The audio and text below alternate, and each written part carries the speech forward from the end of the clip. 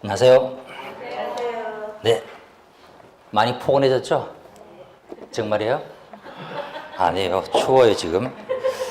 저 내복 입고 있습니다, 지금. 얼어 죽을까봐. 자, 한 주 잘 보내셨죠?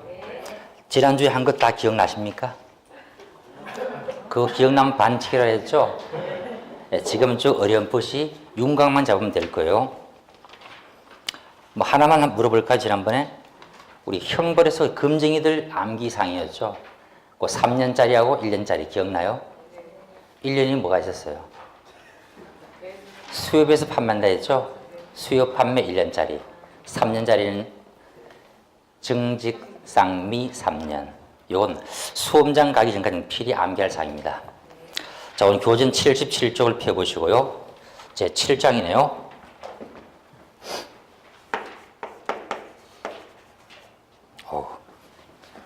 손이 얼었습니다.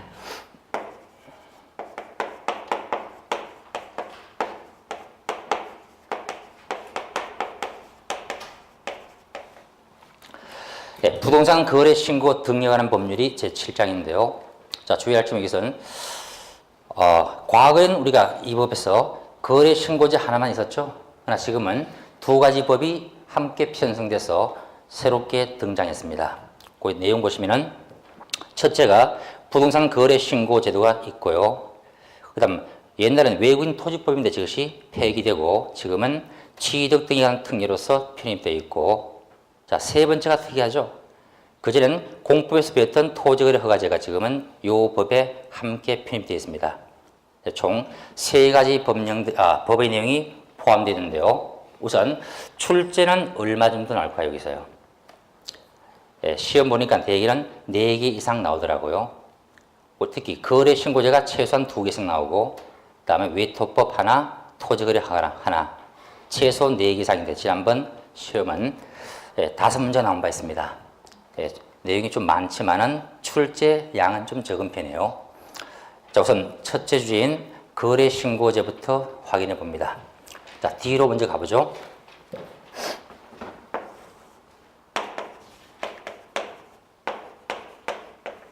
자, 모든 법은 서두에 소위 총칙편에 둔 것이 있죠. 왜 이 법을 만들었는가, 입법 배경을 설명하고, 그 다음 이 법에 쓰는 낱말이 무엇인가, 그 소위 개념을 명확히 하기 위해서 정한 것이 용어의 정의였습니다. 소위 하나 약속이죠. 이 법에 쓰는 요 낱말은 이렇게 쓴다고 서로가 지금 합의하는 것이 용어 파악인데, 자, 우선 제1조 목적 보면은 뭐 유사한 표현이 쭉 나올 거예요. 자, 이 법은 부동산 거래 신고 허가 등에 대한 사항을 정하여서 건전하고 투명한 부동산 거래 질서를 확립하여 국민의 재산권 보호에 기함을 목적으로 한다. 항상 궁극적인 입법의 배경은 딱 하나죠.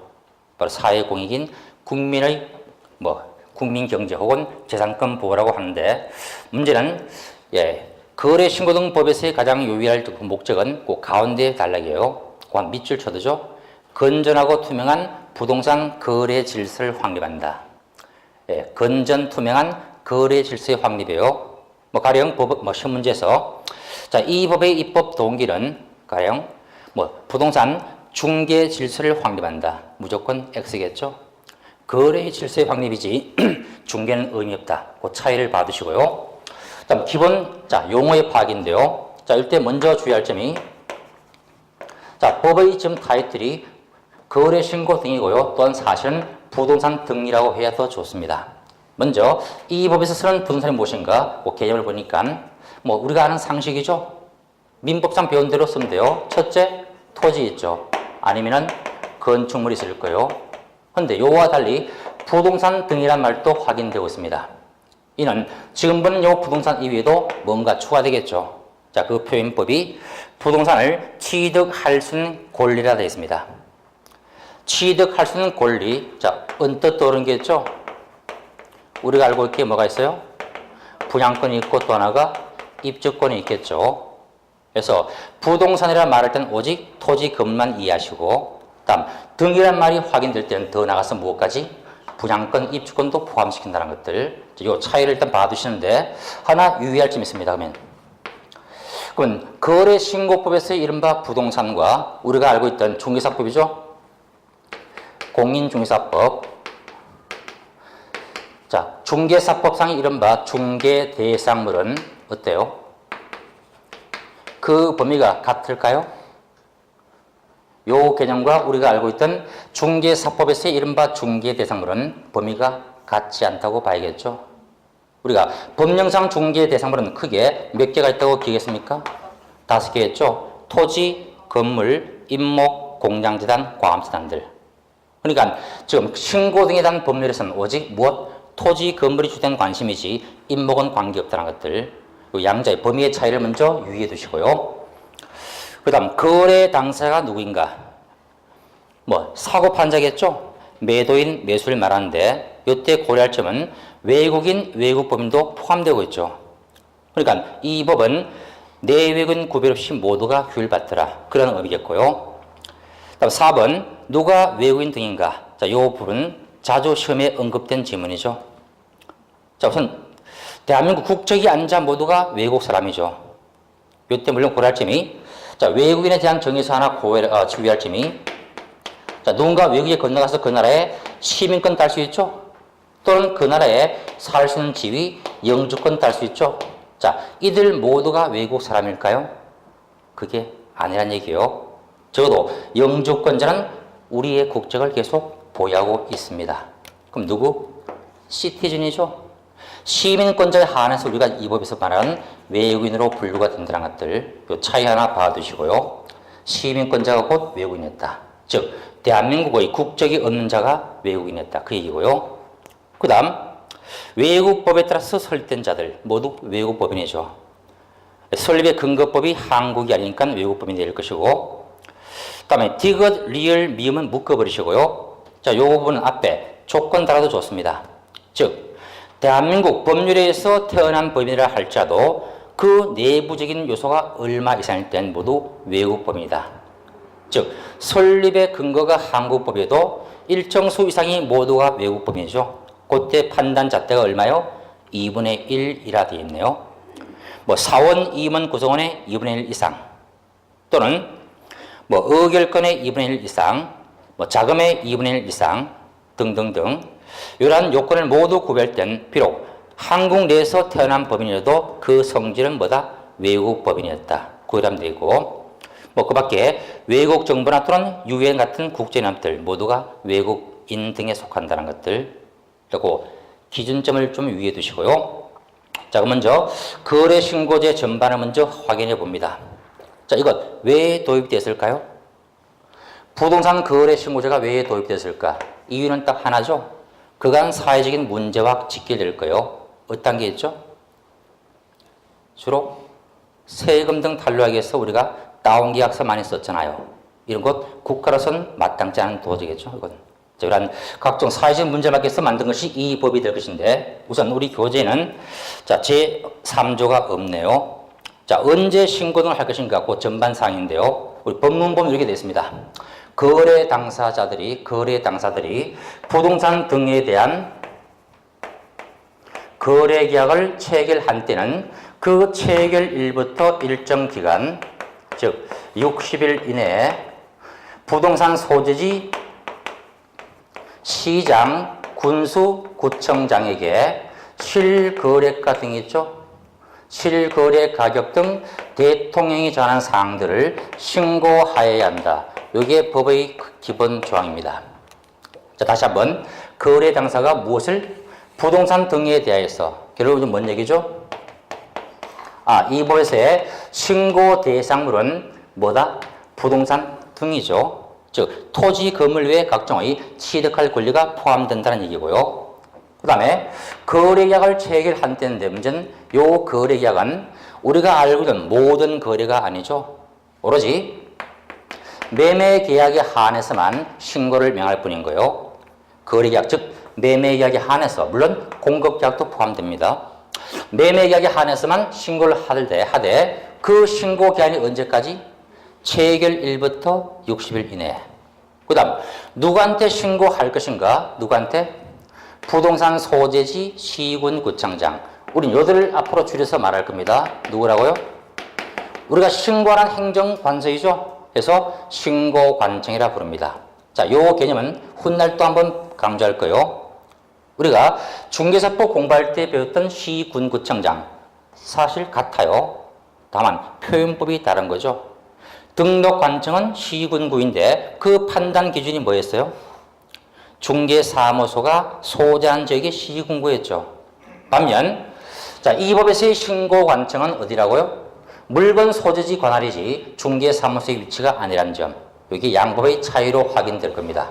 뒤에 계속 반복될 거예요. 그 다음 무엇을 신고하는가 했더니 자, 실제 거래 가격 등 사자, 계약의 전반사항을 모두 신고토록 했습니다. 그 뒤에 신고사항으로 별도로 정리, 암기가 될 사항이에요. 자, 어쨌든 이와 같은 사항들을 신고해야 한다고 명시했습니다. 즉, 법상 의무를 갖다는 얘기죠. 필요해야 될 의무이지 선택사항이 아닙니다.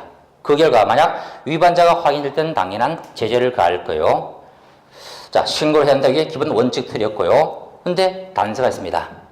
다만 그 계약의 일방 당사가 국가 등일 때는 누가 해야 할까요?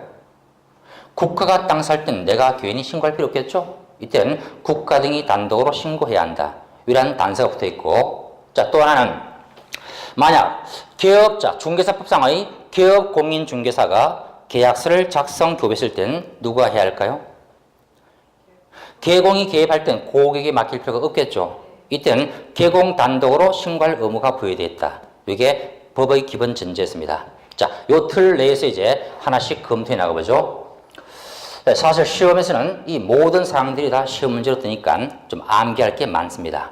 자, 첫째, 무엇을 신고하는가? 신고 대상물이 보이네요. 자, 봤더니 부동산 등이라고 되어 있습니다.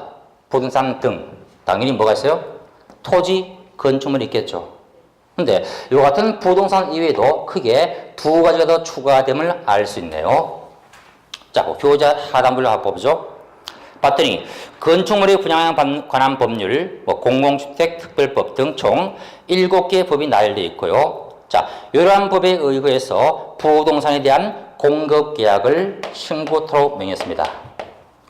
즉, 각종 법에 의한 최초의 분양계약이죠.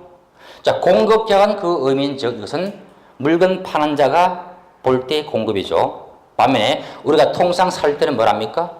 분양계약 맺어야죠. 그러니까 최초의 분양계약은 신고상에 포함되어 있고요. 단행법 7개 암기해야 할까요? 머리 좀 하시고 저는 암기 못하겠더라고요. 자, 그 다음에 몇 페이지?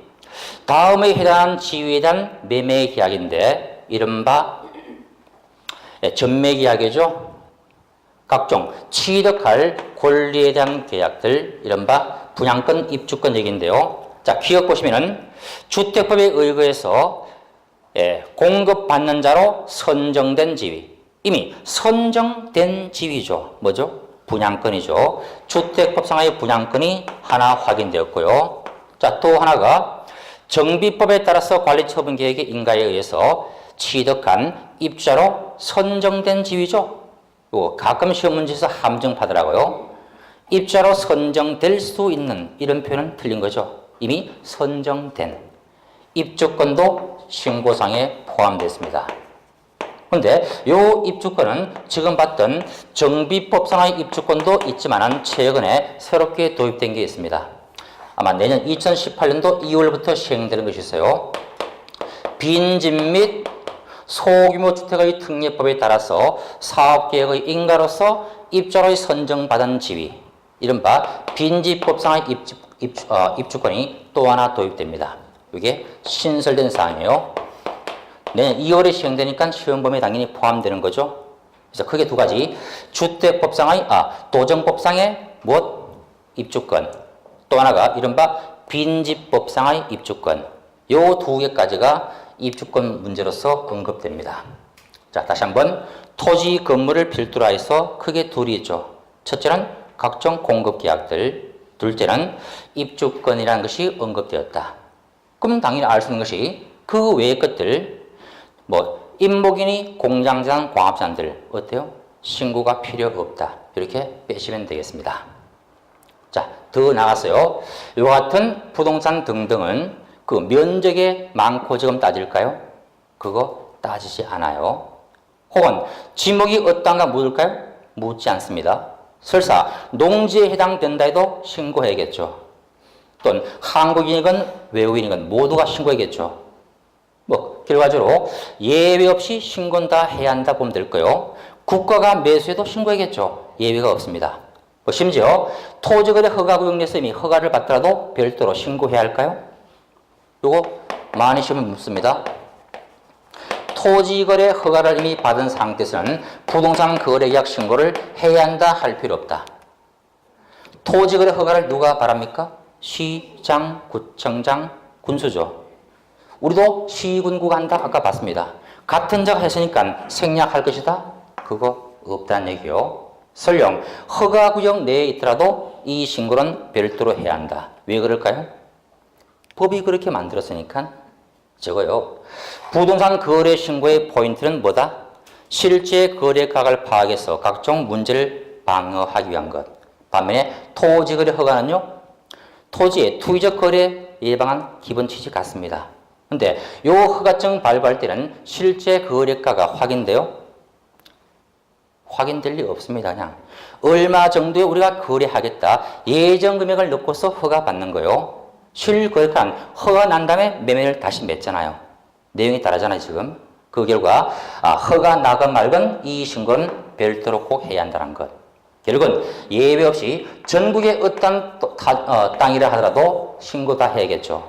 면적, 지목 등을 묻지 않고 반드시 해야 한다는 것. 그러니까 예외 없이 해야 한다. 이렇게 그냥 일단락 맺으면 더 쉬울 거예요. 자, 나머지 신고기한 이미 봤습니다. 언제부터? 계약 체결일부터 며칠? 60일 이내에.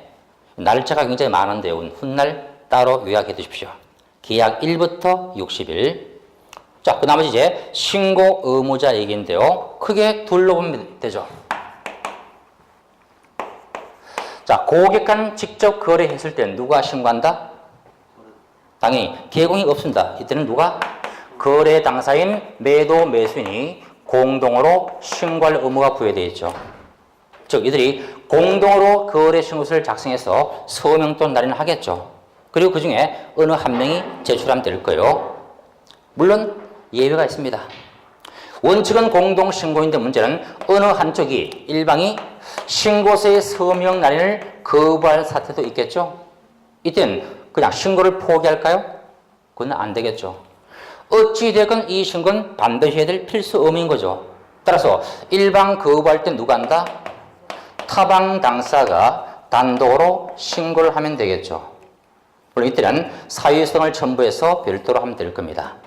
일단 직거래는 원칙은 공동신고 의무인데 예외가 있었다. 흐름을 봐두시고요.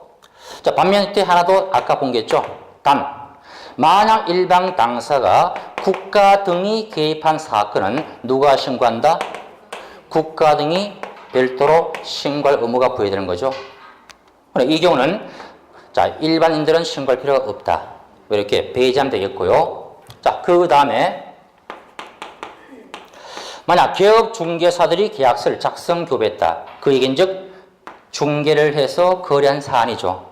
이때는 고객에게 신고를 부여할 수는 없을 거예요. 그래서 누가? 기업 공인중개사만 신고할 의무가 부여되어 있습니다. 그러니까 거래 신고서는 개공 단독으로 서명 또는 날인해서 갖다 주면 되겠죠. 일단 틀만 먼저 잡아두면 돼요. 직거래는 누가 한다? 공동신고를.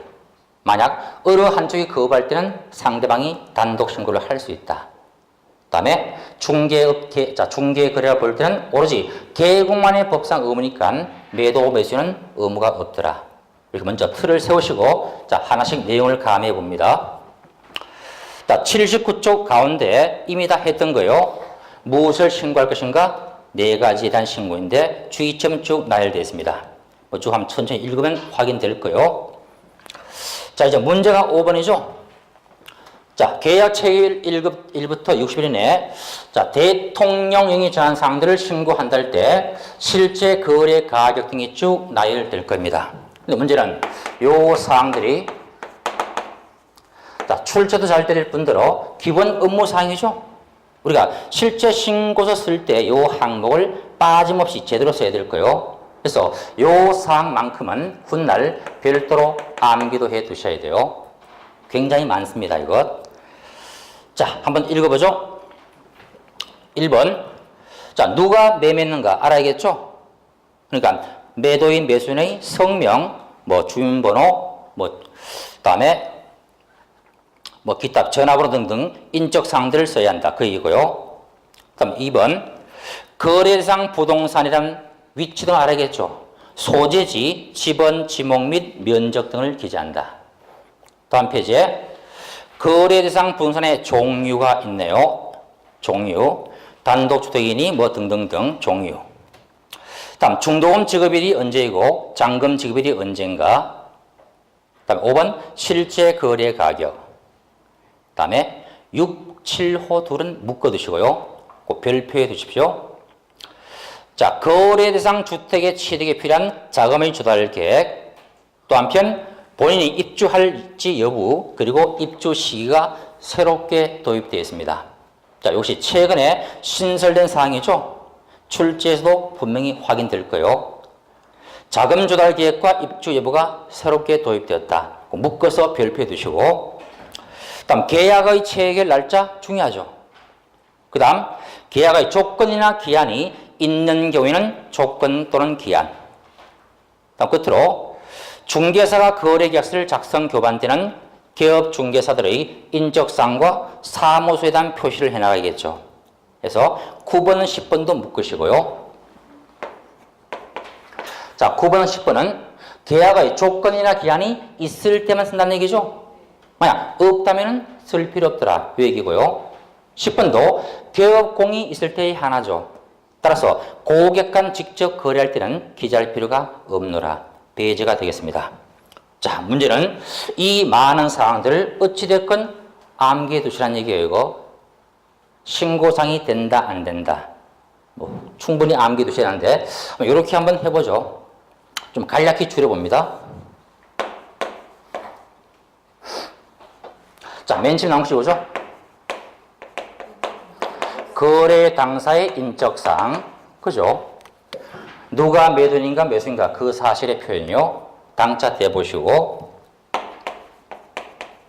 그 다음에 목적 부동산 얘기가 많이 있죠. 목적 부동산의 소재지, 지번, 지목, 면적이 보이고요. 그 다음에 목적 부동산의 종류가 무엇인가, 토지니 건축물이니. 자, 물건 표시들이죠. 목적 부동산. 자, 그 다음에 계약 날짜 중요하죠. 계약의 체결일. 여기서 계를 한번 떼보고요. 그 다음에 대금. 바로 실제 거래 가격이 얼마 있는가. 돈 얘기죠.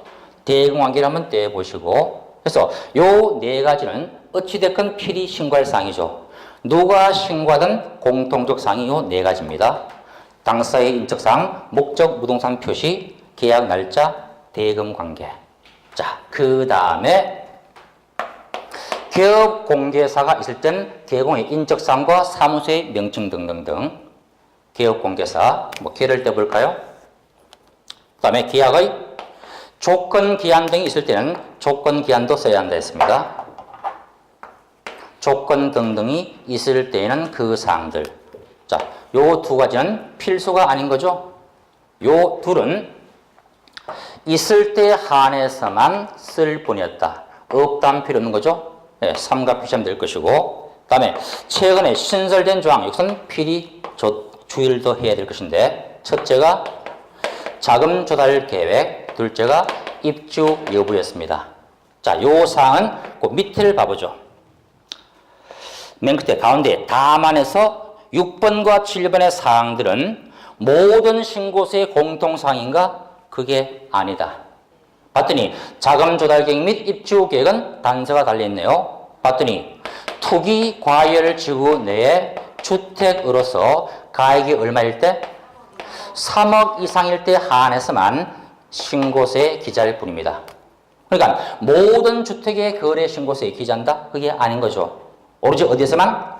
투기 과열 지구 안에 있는 주택에 한해서. 그것도 금액이 얼마? 3억 이상일 때만. 요 조건을 좀 더 주의하면 좋겠습니다. 참조로 현재 투기 과열 지구가 새롭게 지정되었죠. 지금 크게 세우세요. 서울시 전역이 다 지정되어 있고요. 다음에 과천시가 지정되어 있고 하나 더 있어요. 세종특별자치시 요 세 군데밖에 없습니다. 우리 평택은요 해당상 없습니다. 그러니까 평택시 내에서 뭐 할 때는 이건 전혀 관계없겠죠. 투기과열지구인 서울, 과천, 세종시 한해서만 그 주택가액이 얼마? 3억 있을 때만 쓸 때다. 기재한다는 것, 요 차이를 봐두면 되겠습니다. 자, 우선 내용 자체로 이해해 버리시고 그러면 앞에 것들 한번 암기해 봐요. 머리 글자 연결하면 되겠죠.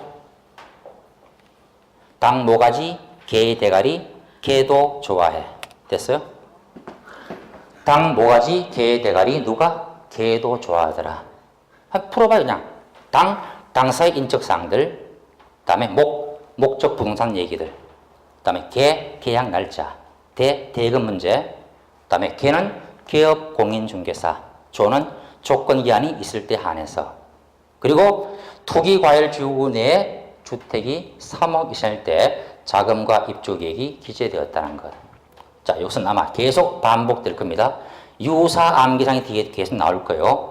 매번 써먹을 겁니다. 당목, 개대, 개조. 개공도 좋아해. 좋습니다. 도움 되시면 쓰시고요. 아마 귀찮아도 머리에 딱지 붙을도록 제가 말할 겁니다. 당목, 개대, 개조. 됐어요? 자, 다시금 넘겨보죠. 자, 3번. 신고의 상세한 절차가 소개되어 있네요. 신고의 절차. 우선, 법령상 요 신고는, 자, 뭐, 구도 신고하면 없죠? 반드시 문서에 의거할 거예요. 그래서, 부동산 거래 계약 신고서를 작성해야겠죠. 자, 요 거래계약 신고서를 작성해서 지금 봤던 요 신고 사항들을 쭉 기재할 거예요. 그래서 그 상태에서 이제 각각의 서명 또는 날인이 주어질 겁니다. 저때 서명 등에서의 주의점을 한번 살펴보죠. 요 얘기요. 자, 신고서에 일단 자, 고객 간 직거래할 때 우리가 이미 봤습니다. 누가 신고한다? 당사가 공동신고를 한다고 봤습니다. 이때 공동신고의 의미가 뭘까요? 공동신고란 둘이 같이 서명해서 시군구에 갖다 내는 것. 그걸까요? 자, 신고서에 매도 매수인이 서명 또는 날인을 하겠죠. 그죠? 근데 요 상태에서 동신고서를 자, 신고관청인 시군구청장에게 둘이 함께 제출한다? 종이짝도 맞들면 낫다고 둘이 함께 들고 갈까요? 가다가 찢어질 건데요, 이거. 그러니까 서명은 둘이 하면 되겠죠. 근데 제출은 누가 한다?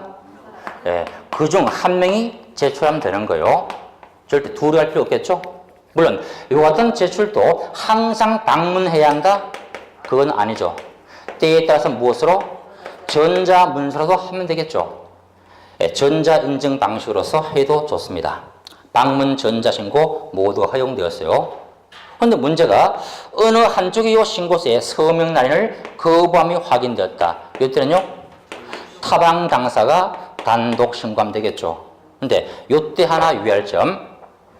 자, 일반 거부에 의해서 타방이 단독으로 신고를 하게 될 때는 자, 그냥 신고서에 서명해서 혼자 갖다 낼까요? 그럼 왜 한쪽 사인이 없는가? 시군구에서 의문을 제기하겠죠. 당연히 뭔가 추가사항이 나올 거예요. 그래서 단독 신고할 땐 그 사유서를 알려야겠죠. 그와 동시에 계약서의 사본도 함께 제출을 해야 합니다. 자, 그럼 여기서 하나 듣게 돼요. 우리가 전자문서 신고를 할 때는 그 사항들이 입력 등이 허용될 때는 될 겁니다. 그런데 지금 봤듯이 자, 거부의 사유서와 계약서의 사본을 또 한편 추가 제출해야 합니다. 그럼 이 경우에는 전자문서로 신고할 수 있을까요? 이건 안 되겠죠.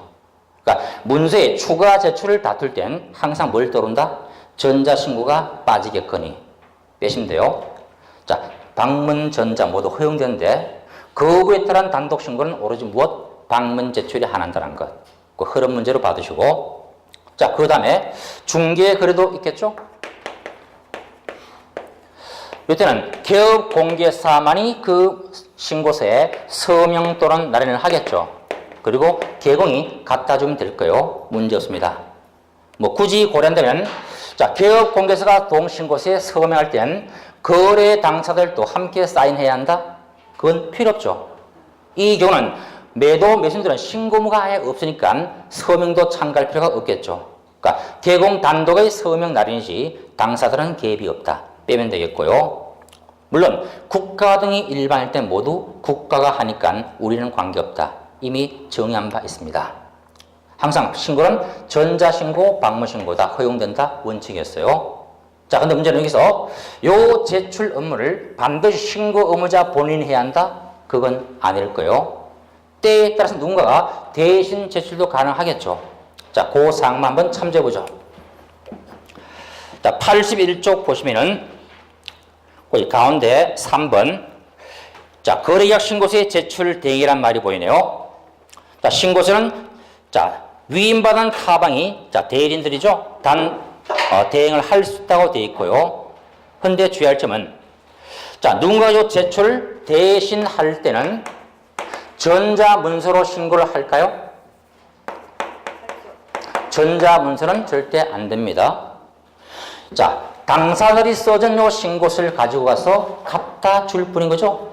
단순한 방문 제출 대행이지 전자 제출은 대행이 없다는 것들, 그 차이를 받으시고요. 일체 대행은 전자 문서로서는 하지 못한다는 것, 그 흐름의 문제로 봐도 되겠습니다. 뭐 나머지는 자, 이 일을 맡겼으니까 그 취지가 확인되겠죠. 그래서 맡긴 자의 위임장과 인감증명서 당연히 갖고 가야 한다. 물론 본인 신분증 당연히 내버릴 것이고요. 뭐 흐름은 문제 없습니다. 그럼 국가 등의 경우 마찬가지로 쭉 확인하면 될 것이고, 자, 그 맨 끝에 4번 동그라미에요. 자, 부동산 거래 계약에 관한 정보 시스템, 부동산 거래 계약 시스템을 통하여서 부동산 거래 계약을 체결한 경우에는 거래 계약이 체결된 때 거래 신고서를 제출한 것으로 본다. 간주하고 있죠? 자, 요 조항은 저거예요. 현재 요 업무를 전담기 서울국토교통부에서 사이트를 하나 만든 게 있습니다. 그게 전자관리 시스템이에요. 일명 RTMS입니다. 부동산 거래 관리 시스템이에요. 이게 국토교통부에서 지금 운영 중에 있습니다. 요 사이트에 지시 한마디로 입력했으면 이미 모든 게 파악되었죠. 그러니까 별도로 신고서 쓸 필요가 없다 그 얘기예요. 전자거래 시스템 바로 RTMS를 활용해서도 신고를 똑같이 할 수 있도록 나와 있더라. 그거 하나 참조하면 되겠습니다. 다음 개공의 신고 이미 봤어요. 원칙은 개업중개사 단독으로 신고서에 서명 또는 날인해서 갖다 주면 그만이죠. 고객은 필요 없더라 그 얘기고요. 그다음 이때 문제는 그러면 자, 개업공개사가 만약 다른 개공과 공동으로 중개를 했다면 누가 서명 날인하죠? 각자 다 해야겠죠. 예, 공동중개는 참여자 모두가 의무사항이니까 둘 다 신고서에 서명 또는 날인을 해야 한다. 그죠? 자, 공동중개는 둘 다 해야 한다. 뭐 그런 얘기 있고요. 자, 한편 또 하나 유의할 점이 자, 직접 거래할 땐 당사를 대신해서 타방이 제출을 대신했죠. 그럼 똑같이요. 자, 개공이 신고 의무자일 때도 누군가가 대신 일할 수 있죠. 그러면 누가 개공의 의무를 대신 이행할 것인가? 그 제출 대행을 봐보죠. 누가 한다 보입니까?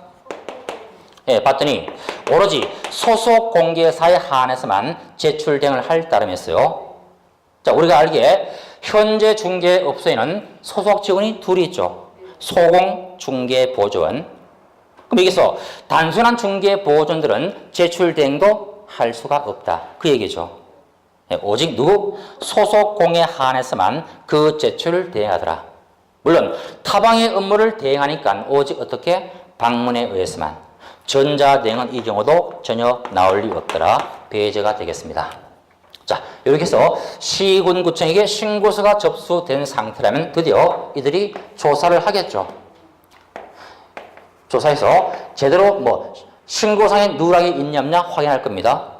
혹은 내용이 뭔가 명료하지 않을 땐 보완을 명하고 또는 각종의 자료 제출을 요구할 겁니다. 그래서 그 전제하에서 이제 언제까지인가 이들에게 드디어 신고 필증도 발급을 하게 될 거요.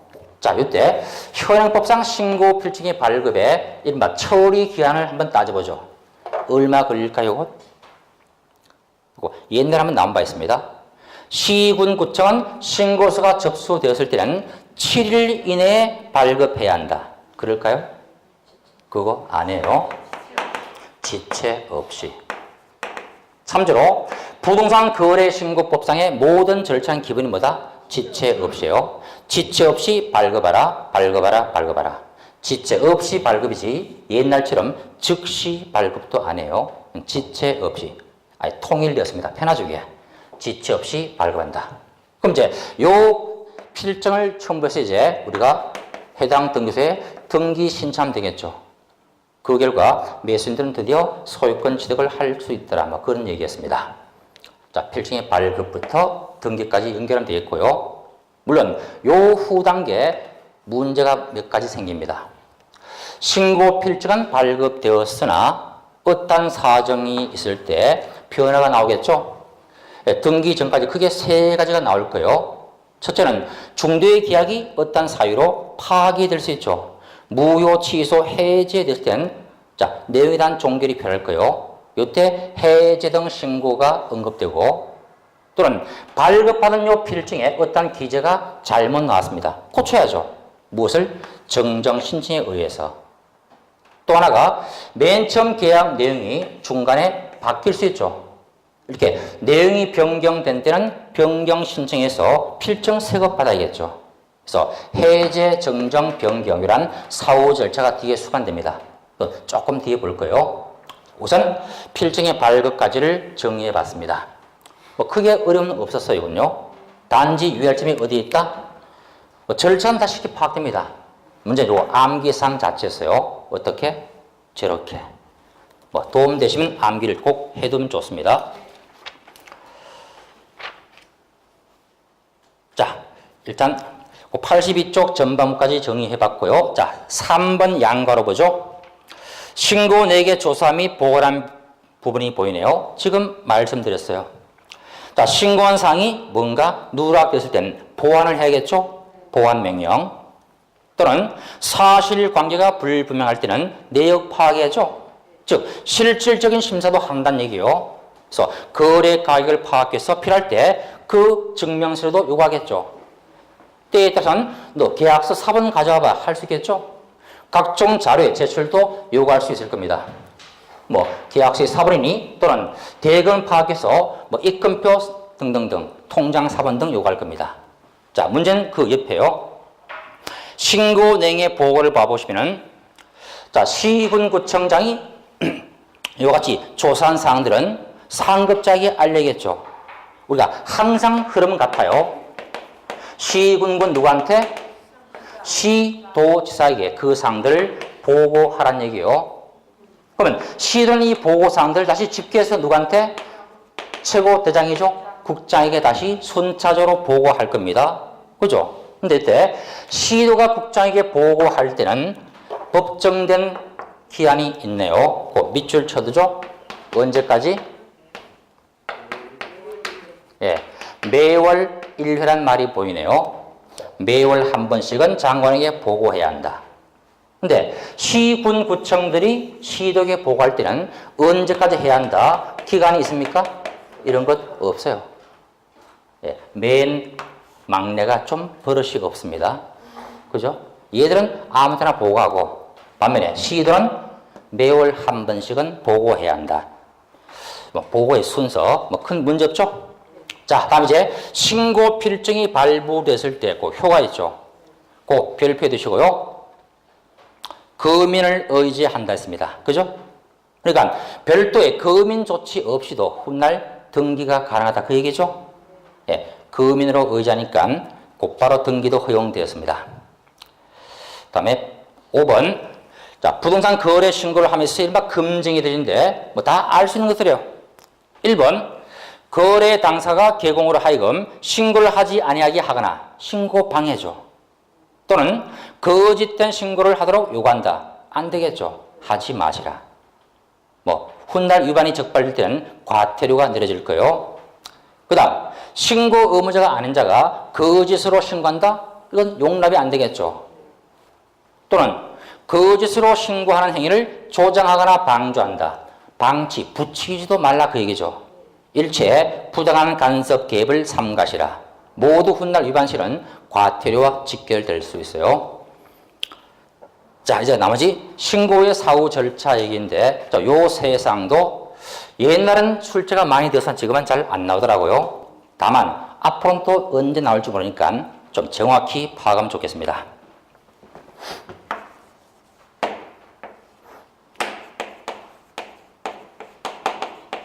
우선 정정 신청이라는 말이 보이네요. 정정은 말 자체죠. 신고 필정의 어떠한 사항들이 잘못 기재된 상태니까 고쳐달라 이 얘기죠. 정정을 신청됐습니다. 근데 우선 그 표현을 일단 먼저 체크되죠. 보시면은 2번 지문이에요. 거래 당사자 또는 기업 중개사들은 신고 관청의 그 정정을 신청해야 합니까? 할 수 있어요. 신청을 할 수 있다. 선택이죠. 이게 만약 해야 한다로 나와 있다면 위반 시는 과태료가 내려질 거예요. 근데 우리가 받으시 어때 지금? 할 수 있죠. 예, 법상 표현은 할 수 있다. 의무가 아니었습니다. 근데 사실 현실은요? 해야 되는 거 이거요. 다만 시험 볼 때는 어찌 한다? 할 수 있다. 의무 아닌지 먼저 강조해 두시고요. 그 다음에 그 신청의 방법은 똑같습니다. 자, 방문해서 할 수 있죠? 또 전자문서도 할 수 있어요. 헌데 하나 유의할 점이 우리가 정정을 신청하기 위한 이른바 별도의 정정신청서란 서식이 존재할까요? 이게 없다는 얘기예요. 그냥 발급받은 신고 필정의 기재 사항들의 해당 부분을 수정하겠죠. 그리고 서명 날인을 하겠죠. 요 상태에서 제출할 뿐인 거예요. 절대 별도의 서식을 둔 바가 없다는 것, 좀 특이한 바 있습니다. 그럼 이 상태에서 이제 제출은 똑같죠? 네, 방문에서도 할 수 있고 전자문서도 할 수 있더라. 당연한 얘기인데요. 이때는 자, 확인이 됐을 때 우리 신고 관청들은 역시 흐름 같습니다. 지체 없이 신고 필정을 어찌한다? 재발급을 하도록 했습니다. 옛날 것 어때요? 폐기하겠죠, 이제는요. 그러니까 새 것을 내주더라. 신고필증 재발급했습니다. 자, 일단 시험에서의 포인트는 이거요. 해야 하는 게 아니고 할 수 있다. 특히 서식을 따로 둔 바 없으니까 발급받은 신고필증의 기재사항을 수정해서 서명 날인 후 갖다 줄 뿐이었다. 이런 차이를 이해하면 되겠습니다. 자, 근데 문제는 딴 데 있어요. 자, 84쪽 넘겨봐요.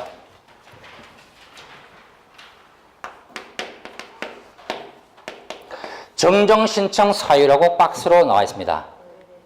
이거 암기해야 할까요? 하지 마세요. 그냥 사소로운 것들은 고쳐도 관계없겠죠. 반면에 계약의 본질적 사항을 바꿀까요? 매도 매수인의 성명을 바꿉니까? 이것 사람 바꿔치기 안 되겠죠.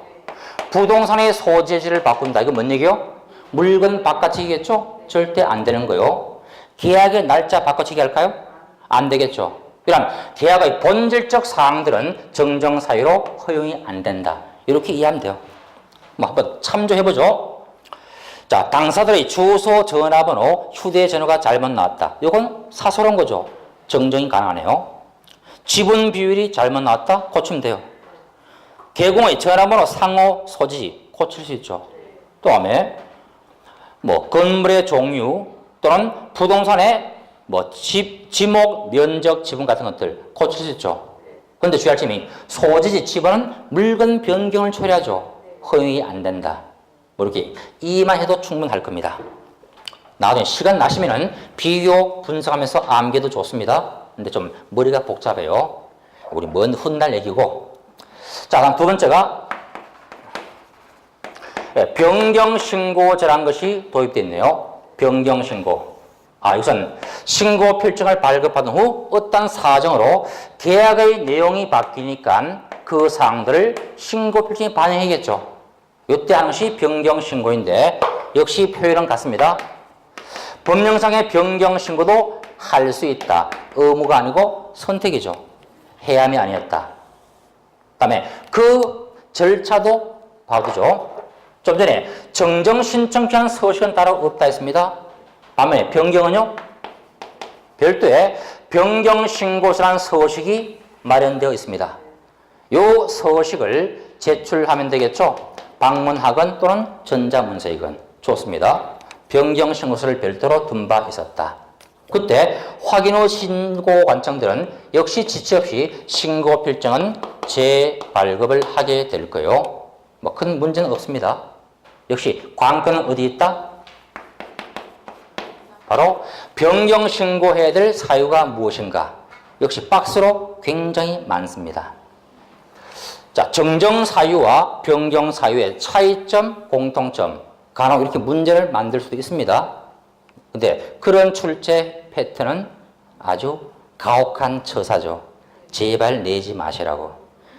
제가 예상컨대 이것 출제할 사람 별로 없습니다. 이것 외에도 낼 게 많은데 한번 읽어보죠. 자, 봤더니 지분 비율, 거래 지분 변경됐다? 고쳐야죠. 다음, 부동산에 대한 면적들, 조건 기한이 바꿨다? 좋습니다. 다음에 거래 가격이 보이고요. 중도금 및 잔금 및 지급일. 옛날에 잔금 지급일이 빠졌다가 새롭게 부활되었네요. 중도금 지급일, 잔금 지급일. 서로 뭐 중간 이행 단계에서 먼저 잔금 치를 수 있겠잖아요. 자, 도입되어 있고. 다음, 시효가 이행은 묶어두시고요. 공동 매수의 경우에 일부 매수인의 변경.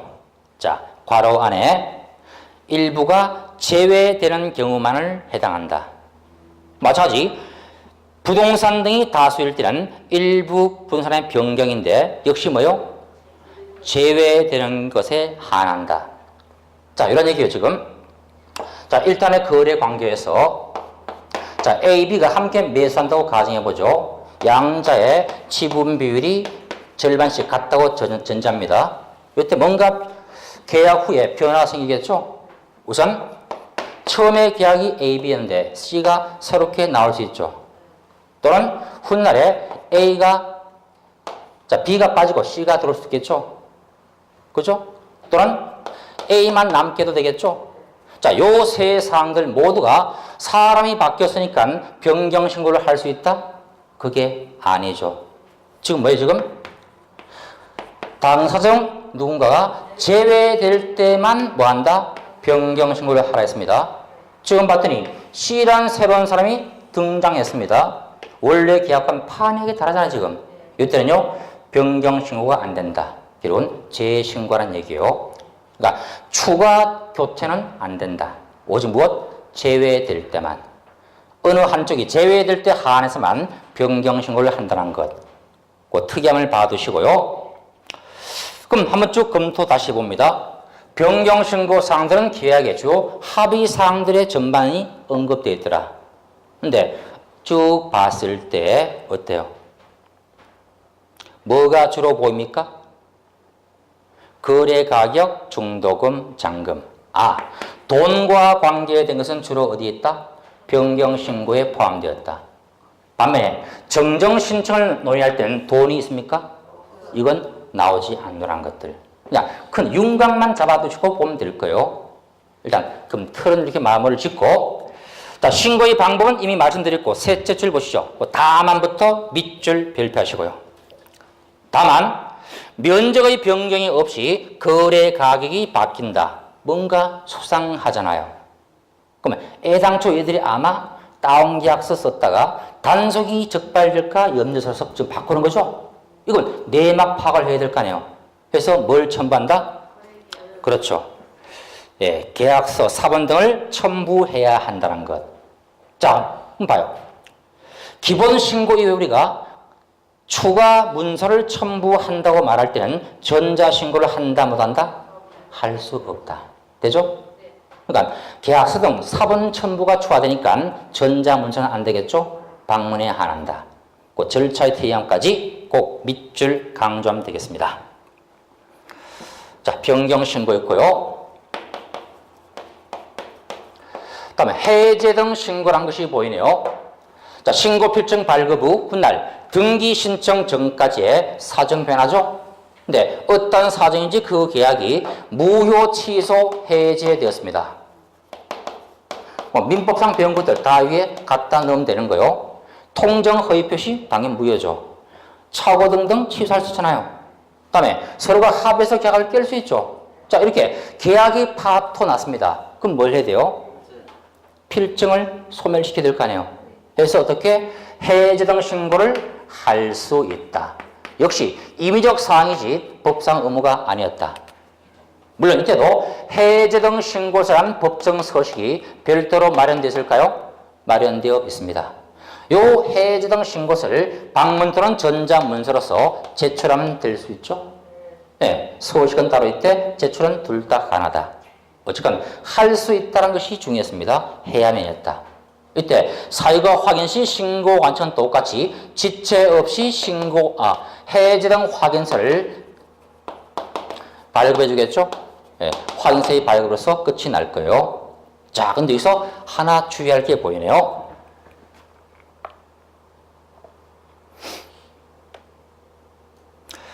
그 2번 있죠? 아까 했던 거요. 만약 RTMS 부동산 거래 관리 시스템을 통해서 해제 등 신고를 이미 했습니다. 이때는요. 전산망으로 이미 신고가 끝나버렸죠.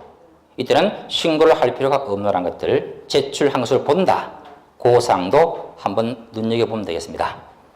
자, 이렇게 해서 사후 절차인 정정, 변경, 해제까지를 봤는데요. 흐름을 일단 한 번 더 머리에 그려봐요. 맨 처음에 부동산 등의 거래를 한 사람들이 계약일부터 며칠? 60일 이내에 신고관청에게 신고사항들을 기재한 서면을 제출할 의무 있더라. 이게 기본 틀이었고요. 네, 신고 대상물이 무엇인가? 4가지. 토지, 건물, 공급계약과 취득할 권리인 분양권, 입주권. 그 다음에 신고관청에서 주의할 점들은 사무소의 소재가 아니고 어디? 부동산 소재지 시군구청이었다. 그들에게 신고사항인 몇 가지를 암겼죠? 당목, 계대, 계조, 그리고 새롭게 추가된 사항도 암기하자. 투기 과열 지구 안에 주택이 3억 이상일 때는 자금 조달 계획과 입주 계획도 신고해야 한다. 투기 과열 지구에 얼마? 3억 이상 주택. 그게 포인트였고요. 그 다음에 신고를 한다 할 때 고려할 점들은 중개 거래일 때는 당사의 공동. 직접 거래는 당사의 공동 신고. 중개 거래는 개공의 단독 신고 의무. 다만 일방 거부할 땐 타방이 단독으로 신고하되 유의할 점은 전자 신고가 안 되겠죠. 그다음에 한쪽이 국가 등일 땐 국가들이 신고하니까 우리와 관계없더라.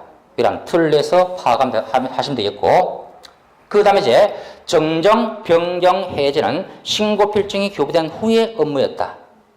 기본 틀은 뭔가 필증에 기재가 잘못될 때 고쳐야죠. 그 다음에 내용이 바뀔 때는 변경 신고겠죠. 계약이 파기될 때는 해제 등 신고했다. 근데 이 모든 절차의 공통점은 할 수 있다란 임의사항이지 의무가 아니란 점. 다만 특이한 점은 정정 신청 규한 별도의 서식은 둔 바 없으니까 발급받은 필증의 그 해당 사항을 수정해서 서명 날인 후에 갖다 주면은 폐기하고 필증 새 것 발급하더라. 이렇게 두면 되겠습니다. 나머지 이제 암기 사항들은 지금은 머리가 아파요. 대신 계약의 본질적 사항들은 정정도 변경도 안 될 것이다. 물건의 변동, 사람의 변경 안 되겠죠. 특히 변경 신고상엔 주로 뭐가 보이더라? 돈과 관계한 것이 언급되었더라. 요 정도 파악에도 그 웬만한 문제는 해결될 겁니다. 자, 흐름 먼저 파악하시고 내용을 훗날 암기하시고 조금 쉬었다가 나와보겠습니다.